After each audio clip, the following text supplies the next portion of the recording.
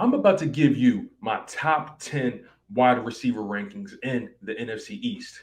Get excited. So if you clicked on this video, you're curious. You're wondering, where am I going to go with this list? This is my wide receiver rankings in the NFC East. Now, there have been plenty of debates among Cowboys fans, Washington Commanders fans, Eagles fans, Giants fans. There have been plenty of debates about who has the best wide receiver core and who has the best players and who's the most dominant and electric, who can get the most done, and the best route runners and the best hands and the best yards per catch and all that kind of stuff, right? But if you click this video, you want to know what my thoughts are. You want to know who are my top 10 wide receivers in the NFC East. Not the NFC, not the NFL. These are my top 10 wide receivers in the NFC East. Let's find out who's number one. At number one, I have A.J. Brown being the number one wide receiver in the NFC East. Now, some of you guys might say, wow, he's being a homer. Of course he's going to put A.J. Brown number one. And then you got Eagles fans out there that might say, you better put A.J. Brown number one. But bias aside, my honest opinion, I've always thought A.J. Brown was the better wide receiver in this division. I always thought A.J. Brown was better than the wide receivers in this division, even when he wasn't in our division, right? But I think A.J. Brown is the better wide receiver because he gives you so many different ways to use him. He's a legit red zone threat. He's accumulated 24 touchdowns in his 3-year career. So, that's about an average of 7 touchdowns per season, 7 to 8 touchdowns per season. That's tremendous, right? And then on top of that, I love what he brings to the table from a yards per reception and run after the catch. For his career, he's averaging 16 yards per reception. His rookie year, he averaged 20 yards per reception. 2020, 15 yards per reception. And 2021, almost 14 yards per reception. Now, 2021 was a down year for him because he got hurt, but he still was able to give you 869 receiving yards in 13 games played and 5 touchdowns. So those are pretty good numbers for a wide receiver who didn't play the entire season, but when he was on the field, he was clearly a threat.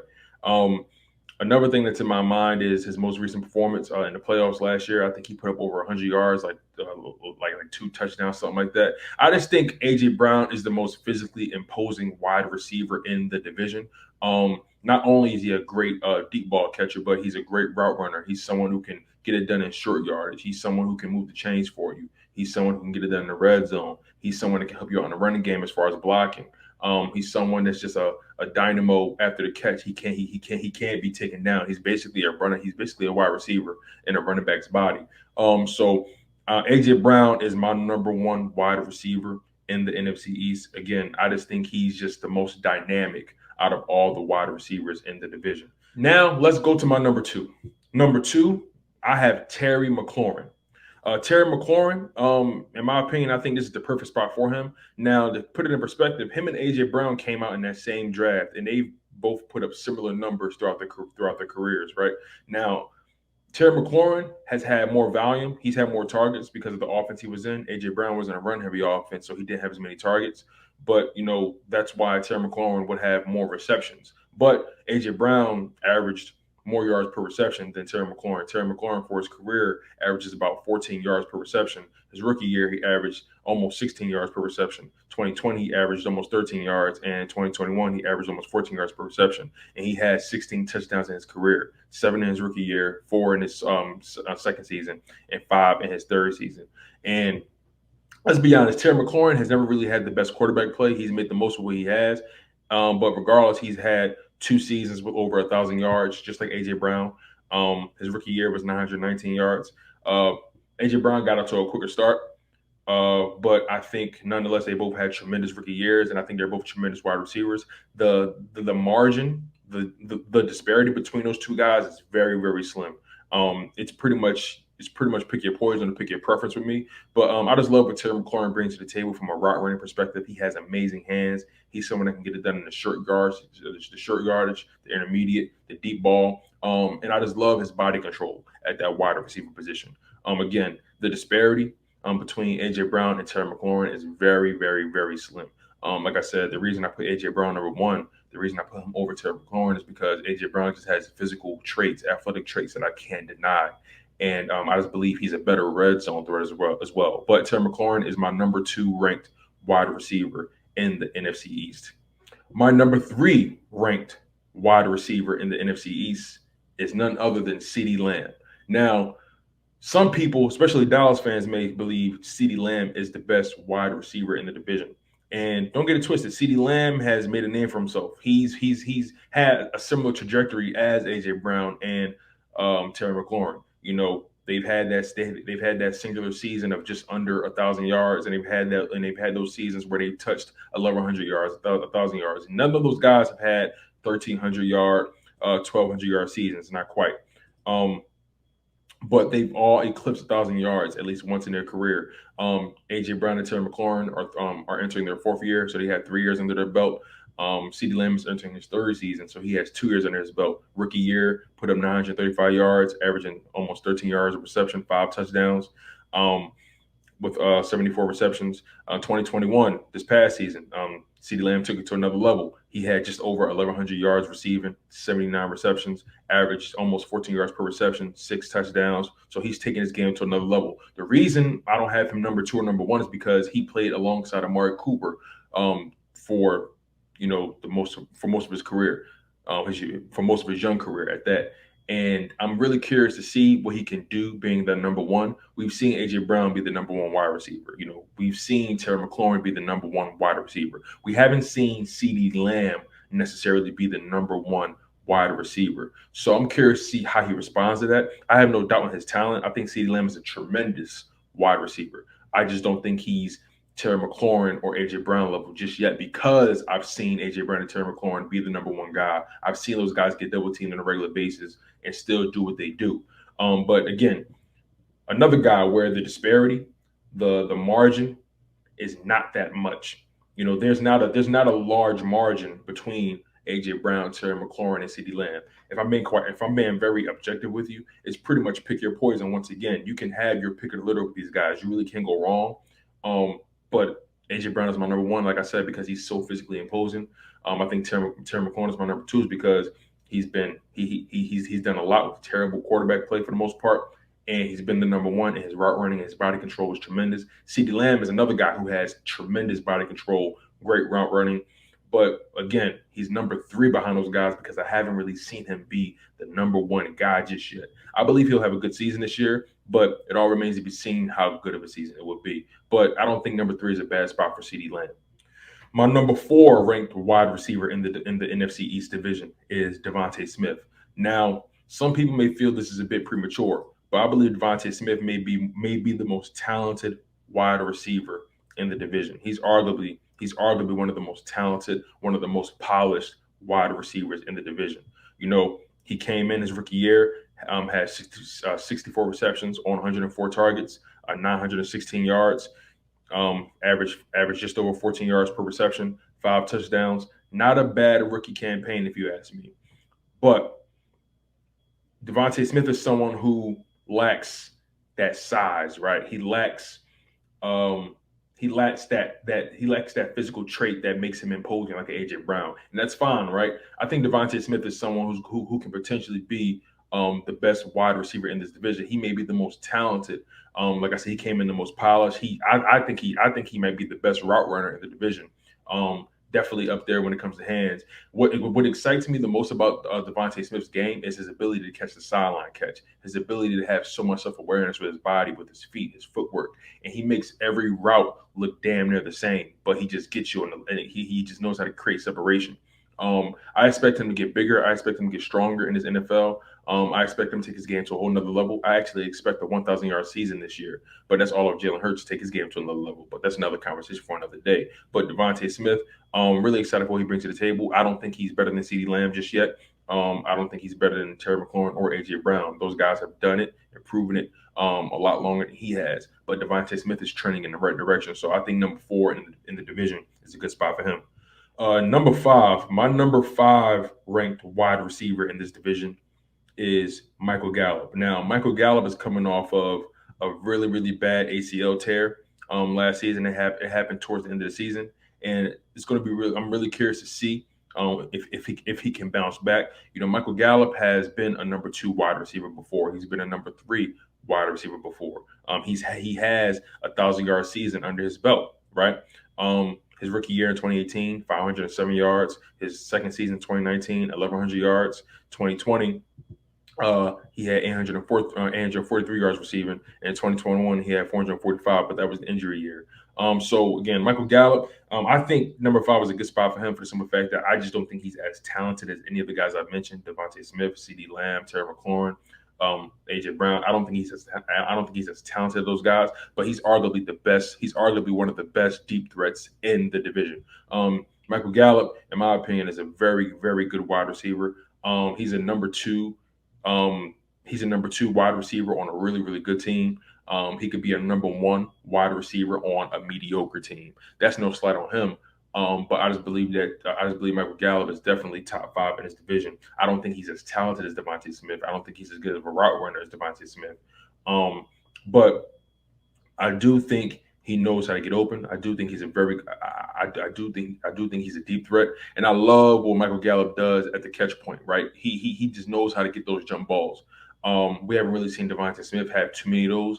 He's had moments where he had to catch the deep ball, and he out muscle guys. But I think Michael Gallup is a slightly better deep threat, just slightly better deep threat than Devonta Smith. But I don't think he's as talented. I don't think he's a better route runner, and I don't think he has better hands than him. But Michael Gallup, the reason he's number 5 and not number 4 is because he had that terrible ACL injury, and I'm curious to see where he may go beyond that. And I'm curious to see what he does being back in the number 2 role behind CeeDee Lamb now that Amari Cooper's not there, taking up most of the attention. So Michael Gallup is my number 5 ranked wide receiver in the NFC East. And then this is where there's a drop off, right? I believe Kenny Golladay is the number 6 ranked wide receiver in the NFC East. Now, Kenny Golladay is a very interesting case. He's been in the league since 2017. He has 2 seasons going over 1,000 yards in his career, out of his 5-year career, going into his 6th year. But he's had a double-digit touchdown season with 11 touchdowns in 2019. He had back-to-back years over 1,000 yards with Detroit. He kind of went on a downward spiral in 2020, with the injury, and then he tried to bounce back in 2021. Didn't really reach peak form. Only had about 521 yards, no touchdowns. Kenny Golladay really had a fall from grace, and I'm curious to see if he can really bring it back. I just don't think Kenny Golladay is as talented as any of the guys I've mentioned above. I don't think Kenny Golladay does one thing tremendously well. I just think he's a pretty good wide receiver who's a solid route runner, solid hands. A guy that just knows how to get open, right?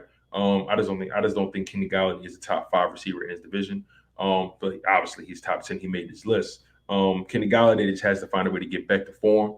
I'm not sure how good he can be, with Daniel Jones being his quarterback. I actually think the Giants, jumped off a cliff paying that man all that money.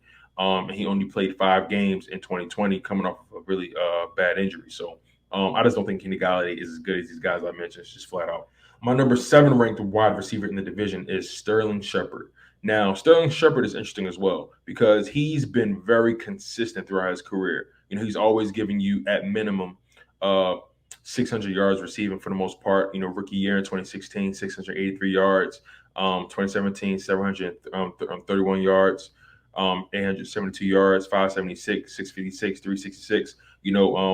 His problem really just staying on the field. He's really inconsistent in terms of his health.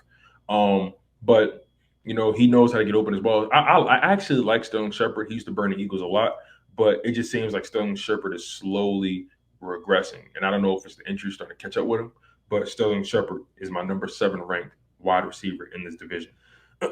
Number 8, my number 8 ranked wide receiver in the division is Darius Slayton from the New York Giants. Now, Darius Slayton is interesting as well. I actually am a Darius Slayton fan.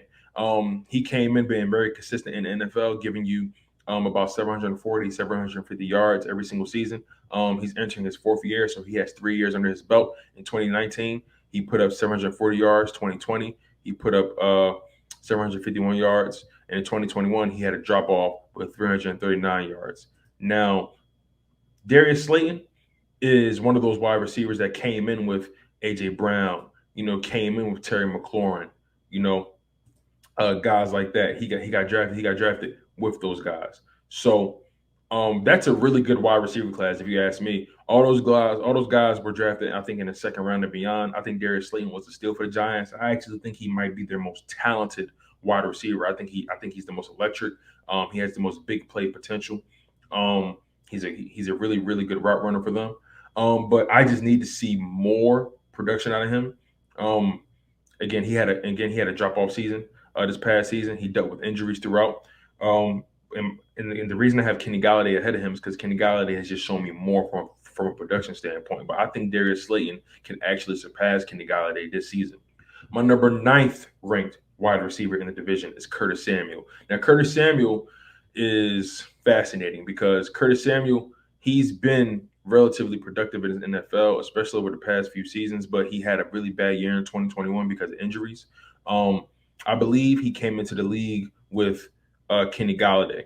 They got drafted in the same draft class. And again, a solid wide receiver draft class. You can't really go wrong with those guys. But Curtis Samuel, someone's coming off of injury. I'm curious to see if he can find his way back to form.